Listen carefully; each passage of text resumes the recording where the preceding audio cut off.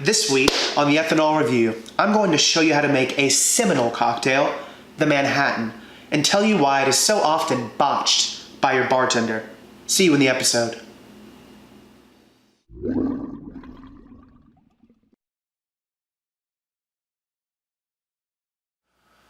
The origins of this cocktail date back to the late 1800s.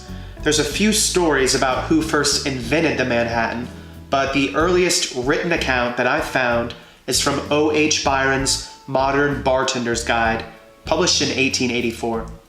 Byron's recipe was 2 ounces of rye whiskey, 1 ounce of Italian sweet vermouth, 2 dashes of angostura bitters. You would stir it, strain it into a chilled martini glass, and garnish it with maraschino cherry. Not the bright neon pink ones we know today, but good ones. So because of the size of the glassware, these have around 9-ounce capacity, I beef up the recipe a bit so that the guests aren't disappointed with a tiny bit of liquid in their glass.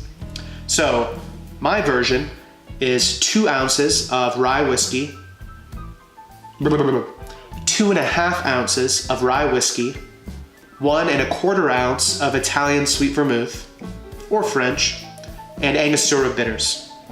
So we're using Sazerac rye today. This is a gorgeous whiskey that was first made for the Sazerac cocktail made in New Orleans. We're not gonna do that today, maybe another time. It's delicious. My vermouth is Cocchi Vermouth di Torino. This is a wonderful vermouth that you can sip on its own neat. It is delicious.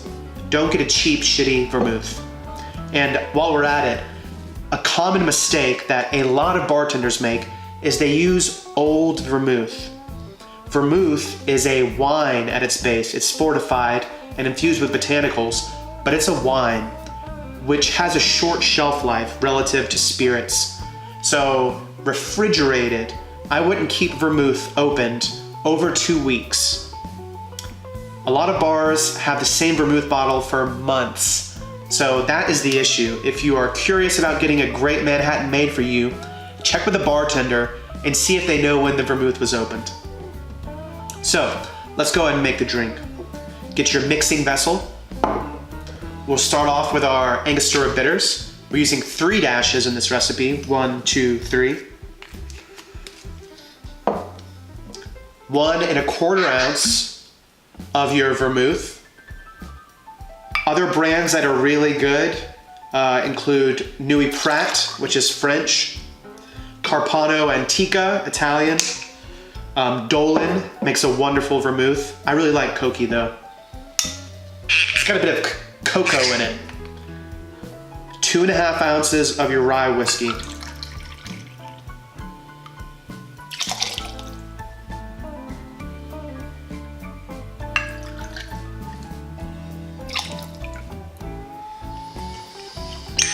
Then we're gonna give it a stir with some ice. Very clunky today. Poor craftsmanship, I'm sorry.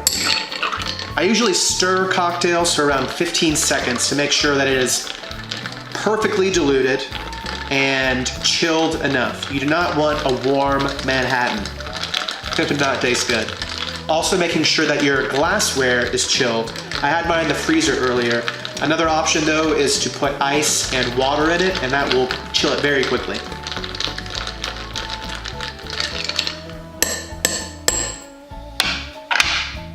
Get your strainer. Typically I would use a julep strainer for stirred drinks. However, I've got a Hawthorne strainer on hand. So that's what we'll use. Pour into your chilled martini glass.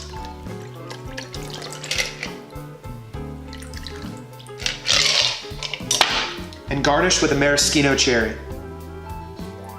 Voila.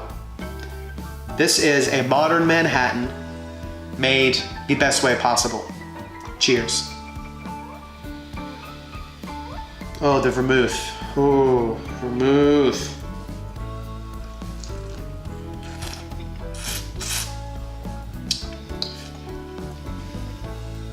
Ooh. This actually gives a little bit of cocoa. Excellent. Very, very good. Cheers. Thank you so much for watching. I hope you learned something new. If you enjoyed the episode, hit the subscribe button, share with your friends, like it, comment, yada, yada, yada. Otherwise, I'll see you next week for our next booze education adventure. Cheers.